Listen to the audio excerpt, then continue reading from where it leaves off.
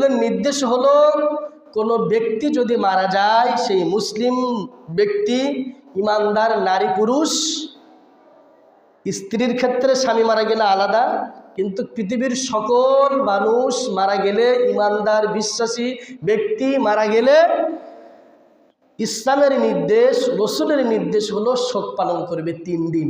কয়দিন? তাহলে মানুষ মারা গেলে শোক পালন করার বিধান ইসলামে কয়দিন? এর বেশি শোক পালন করা ইসলামে হারাম। ইসলামে কি হারাম, কিন্তু আমরা করে ফেলি। এটা আমরা করে ফেলি, এটা আমরা না করি।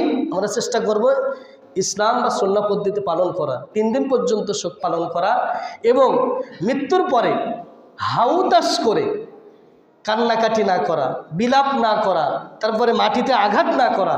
এটা মাইয়েতের জন্য অনেক কষ্টদায়ক। এই জন্য মানুষ মারার পরে, মানুষ মৃত্যুবরণ করার পরে আমরা হাহুতাস করে, বিলাপ করে, চিৎকার চেঁচামেচি করে, মাটিতে আঘাত করে কান্নাকাটি করা ইসলামে নিষেধ। ইসলামে এটা মাইয়েতের জন্য ক্ষতি। এটা আমরা করব না, এ থেকে বিরত থাকার চেষ্টা করব। চিৎকার চেঁচামেচি করে, হাহুতাস করে, বিলাপ করা, এই ধরনের কান্নাকাটি আমরা না করার চেষ্টা করব। আবেগ হয়ে যায়, তবে সর্বোচ্চ কি করব? চেষ্টা করব এইগুলো থেকে বিরত থাকার। এরপরে মৃত ব্যক্তি যদি কোনো ওসিয়াত করে যায়, ওসিয়াত পূর্ণ করা, ওসিয়াত পূর্ণ করা এটা দায়িত্ব। এরপরে জানাজার নামাজ যখন উপস্থিত হয়, তখন জিজ্ঞেস করতে হয় এই ব্যক্তির কোনো ঋণ আছে কিনা, ঠিক কিনা। আমরা শুনি, দেখেন রসুল, বুখারী শরীফের হাদিস, রসুল করিম সাল্লাল্লাহু আলাইহি ওয়াসাল্লামের সামনে একটা লাশ আসলো। তিনি জিজ্ঞেস করলেন, ইনি কি ঋণ ব্যক্তি, ইনি কি ঋণ আছেন কিনা। সাহাবীরা বললেন, ইয়া রাসূলুল্লাহ, ইনি ঋণগ্রস্ত না। 2 নম্বর প্রশ্ন করলেন, এনার কি কোনো সম্পদ আছে কিনা। সাহাবীরা বললেন, রাসূলুল্লাহ, এনার কোনো সম্পদ নেই, কোনো দিরহাম নেই। রাসূল জানাজার নামাজ পড়ালেন। আবার কিছুক্ষণ পরে আরেকটি লাশ আসলো রসুলের দরবারে জানাজার নামাজ পড়ানোর জন্য। রসুল আবার প্রশ্ন করলেন, এই ব্যক্তি কি ঋণগ্রস্ত, দেনা আছে কিনা। তখন বললেন, হ্যাঁ। রসুল করিম সাল্লাল্লাহু আলাইহি ওয়াসাল্লাম, এই ব্যক্তির দেনা আছে। রসুল বললেন, তোমরা নামাজ পড়ো, আমি চলে গেলাম। এর নাম ঋণ, এর নাম মানুষের হক, এর নাম দেনা। শুধু তাই নয়, যদি কোনো ব্যক্তি মানুষের কাছ থেকে ধার নিয়েছে, ঋণ নিয়েছে, কিন্তু সে যদি বড় লোক হয়, তার যদি দেওয়ার সামর্থ্য থাকে, সে যদি না দিয়ে মৃত্যুবরণ করে, এটা তো বড় একটি পাপ। আরেকটি পাপ হলো এটা জুলুম করা। কি করা? জুলুম। একটি ভয়ঙ্কর একটি বিষয় হলো ঋণ রেখে দুনিয়া থেকে মৃত্যুবরণ করা। এটার কোনো মাফ নেই, কোনো মাফ নেই এটার। রসুল সাল্লাল্লাহু আলাইহি ওয়াসাল্লাম জানাজার নামাজ না পড়ে চলে গেলেন, নামাজ পড়লেন না, কারণ তিনি কি ঋণগ্রস্ত। তাহলে ঋণ থেকে মুক্ত থাকা কত বড়। এই জন্য রসুল করিম সাল্লাল্লাহু আলাইহি ওয়াসাল্লাম 5 ওয়াক্ত ফরজ সালাতের পরে দোয়া পড়তেন, আল্লাহুম্মা ইন্নী আউযু বিকা মিনাল মাআসামি ওয়াল মাগরিব। রসুল করিম সাল্লাল্লাহু আলাইহি ওয়াসাল্লাম 5 ওয়াক্ত ফরজ সালাতের পরে বললেন, ইয়া রাসূল, ইয়া আল্লাহ, তুমি আমাকে তোমার নিরাপত্তা দিন এবং আমাকে ঋণ থেকে মুক্ত দিন। সুবহানাল্লাহ। কে দোয়া পড়তেন? মুহাম্মদ সাল্লাল্লাহু, তিনি 5 ওয়াক্ত ফরজ সালাতের পরে সবসময় এই দোয়া পড়তেন, আল্লাহ, তুমি আমাকে ঋণ অবস্থায় মৃত্যুবরণ করিও না।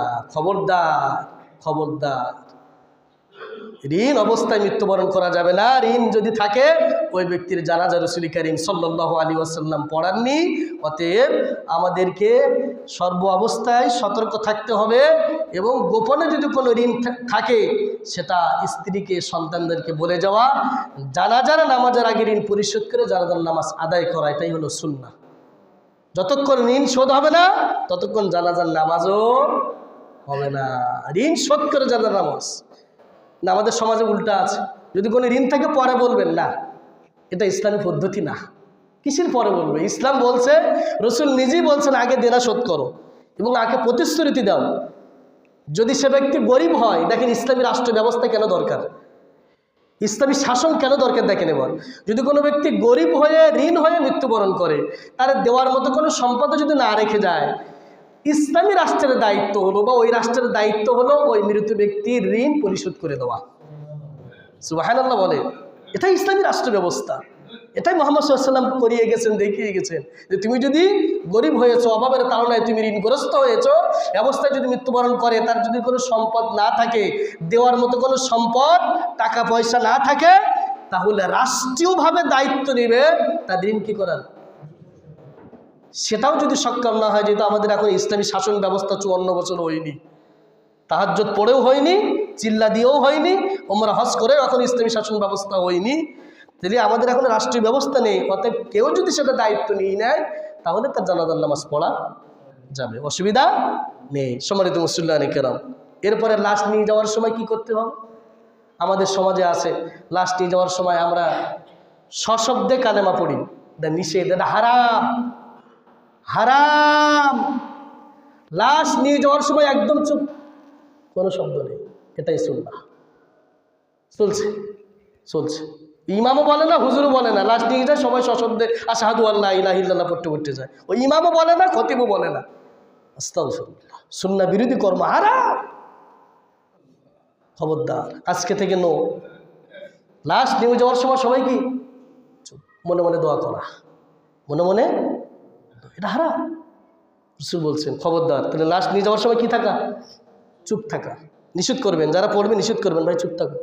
একজন ব্যক্তি মারা গেছে, তুমি চুপ থাকো, আশহাদু আল্লা ইলাহা ইল্লাল্লাহ শুনতে পাচ্ছে না, ওটা এটা পড়ার প্রয়োজন নেই, চুপ থাকেন, এটা নিয়ম সুন্নাহ। এরপরে কবর পাকা না করা, খবরদার। রাসূল কারীম সাল্লাল্লাহু আলাইহি ওয়াসাল্লাম কবর যেগুলো পাকা ছিল সব ভেঙে দিয়েছেন। রাসূল সাল্লাল্লাহু আলাইহি ওয়াসাল্লাম জামানার যত কবর ছিল, কবর কি করেছিলেন? আলীকে অর্ডার দিলেন, যত কবর আছে সব ভেঙে দাও, সব ভাঙো।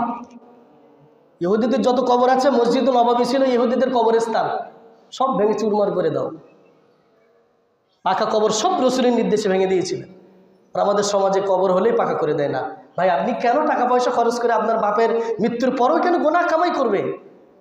এটা আত্মপ্রবঞ্চনা ছাড়া আর কিছুই না ভাই। আপনি আপনার টাকা দিয়ে আপনি কেন মৃত্যুর পরও আপনার আমল, আপনার পিতার নামে কেন গুনাহ কামাই করবেন? কেন না?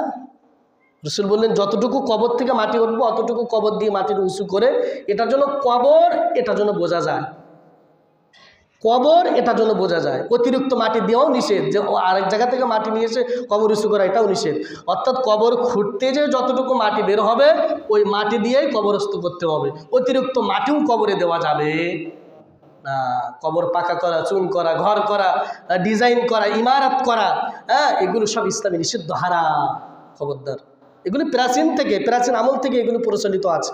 খবরদার, মৃত্যুর আগে ওসিয়ত করে যেমন, খবরদার সন্তান তুমি আমার কবর জন্য পাকা করো না। আমি কোটিপতি হয়েছি, ঠিক আছে, আল্লাহ আমার সম্পদ দিয়েছে, তুমি মৃত্যুর পরের জন্য আমার কবর পাকা, তো ওসিয়ত করে যাবেন, খবরদার তুমি আমার কবর পাকা করবো না, এটা নিষেধ।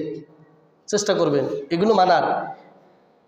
এরপরে আমরা চেষ্টা করব মাইয়েতের জন্য সর্বশেষ তার জন্য মন থেকে দোয়া করা। কি করা? দোয়া করা। এটাই আমাদের জন্য করণীয়, আর এটাই তার জন্য কার্যকর। আপনি লক্ষ লক্ষ টাকা খরচ করে আমি মৃত্যুর পরে মানুষকে কুলখানি করি। বাংলাদেশে 3 দিন, 7 দিন, 40 দিন বা কুলখানি হয়, হ্যাঁ, মৌতিখানা। কে বলেছে আপনার? শোনেন, ওয়ালা ইয়াহুদ্দু আলা তুআমিল মিসকিন। বাংলাদেশের রীতি, রাষ্ট্রীয়ভাবে মানুষের মৌলিক অধিকার 4টি ধরা হয়েছে, তার ভিতরে একটু মানুষকে খাওয়ানো, এটা মৌলিক অধিকার, ঠিক কিনা বলেন? এটা নির্দিষ্ট আল্লাহর। ওয়ালা ইয়াহুদ্দু আলা তুআমিল মিসকিন, মানুষ যারা এতিম, মিসকিন, অসহায়, দুস্থ, গরিব, অসহায়, তুমি তাদেরকে কি করো? খাওয়াও। খাওয়ানো ভালো কাজ, খাওয়ানো কি কাজ? কিন্তু সেটা যদি সুন্নাহ বিরোধী হয়, ওই খাওয়ায় কোনো সওয়াব নেই, কোনো সওয়াব নেই আপনার। ইসলামে 40 দিন, 3 দিন, 7 দিন কোনো বিধান ইসলামে নেই। রাসূল কারীম সাল্লাল্লাহু আলাইহি ওয়াসাল্লাম জীবিত থাকা অবস্থায় রাসূলের মেয়ে ইন্তেকাল করলো, স্ত্রীরা ইন্তেকাল করলো, রাসূল সাল্লাম কখনো কি কুলখানি করছিলেন? রাসূল ইন্তেকালের পরে আবু বকর, ওমর, উসমান, আলী সহ জগৎ বিখ্যাত সমস্ত সাহাবী ছিলেন, ও রাসূলের নামে কি মিলাদ কুলখানি করছিলেন? না। তবে আপনি আপনার পিতামাতার নামে খাওয়াতে পারবেন, এটা ইসলাম নিষেধ। নির্দিষ্ট কেন দিনই হবে ভাই? আপনার বাবা মারা গেছে পৌষ মাসের 8 তারিখই আপনি সে পৌষ মাসের 8 তারিখ এখানে এতিম মিসকিনকে খাওয়াবেন। আপনি ভালোবাসা একদিন দেবেন আপনার পিতামাতার জন্য, আর কোনো সময় আপনার পিতামাতার জন্য দোয়া করবেন না, আর কোনো সময় পিতামাতার জন্য দান মানুষকে খাওয়াবেন না? কথা বিবেক কি তাই বলে? ইসলামের বিধান 24 ঘন্টায় পিতামাতাকে ভালোবাসো, 24 ঘন্টায় ছেলে মেয়ে স্ত্রীদেরকে ভালোবাসো, ঠিক কিনা বলেন? অতএব ইসলামের বিধান হলো আপনি আপনার পিতামাতার শোকে মানুষকে খাওয়ান, মানুষকে ডাকেন, আনেন, সমস্যা না। কিন্তু এই কুলখানি আমরা করি, সেখানে দেখা গেল গরিবের চাইতে ধনী লোক কি থাকে? বেশি থাকে। আমি দেখেছি গরিবের সেই ধনী লোক বেশি থাকে না।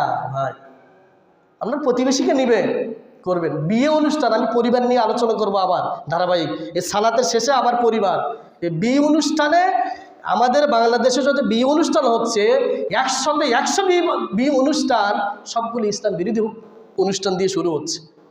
আজকে প্রায় বিয়ে অনুষ্ঠান ইসলাম অনুযায়ী হচ্ছে না, ইসলাম অনুযায়ী হচ্ছে না। বিয়ে অনুষ্ঠানে অধিকাংশ দাওয়াত দেওয়া হয় কাদেরকে বলেন?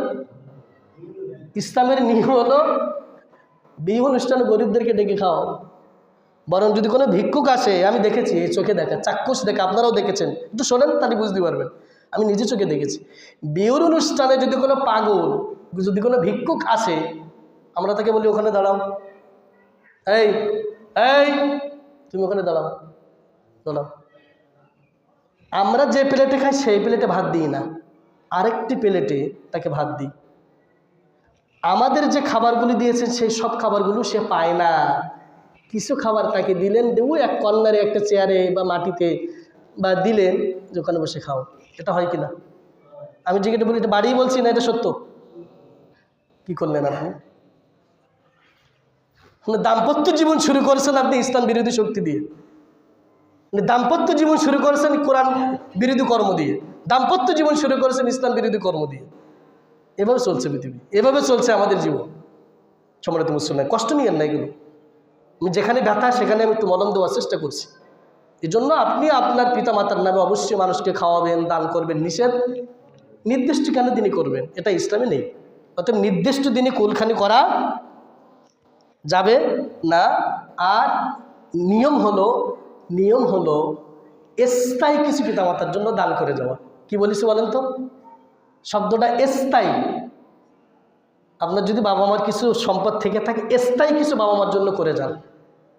কিয়ামত পর্যন্ত আপনার পিতামাতা ওই সওয়াব পেতেই থাকবে। স্থায়ী জমি জমা, ঘর বাড়ি, বই পুস্তক, লাইব্রেরি, দ্বীন ইসলাম মানে মাদ্রাসা প্রতিষ্ঠা করে, টিউবওয়েল করে দেওয়া, এটা গাছ দান করা, মানে গাছ রোপণ করা, এভাবে সাদকায়ে জারিয়ামূলক যত কাজ আছে এগুলো আপনি করেন, আপনার পিতামাতা কিয়ামত পর্যন্ত কবরে বসে কীভাবে সওয়াব পাবে। আমরা এগুলো করি না, আবেগের তাড়নায় বসে কি করি, এতিম মিসকিনকে ডেকে, ধনী লোকদের ডেকে একটা গরুকে 2টা গরু দিয়ে অমুক হাজি সাহেব বিরাট কুলকানি করেছে, অমুক হাজি সাহেব।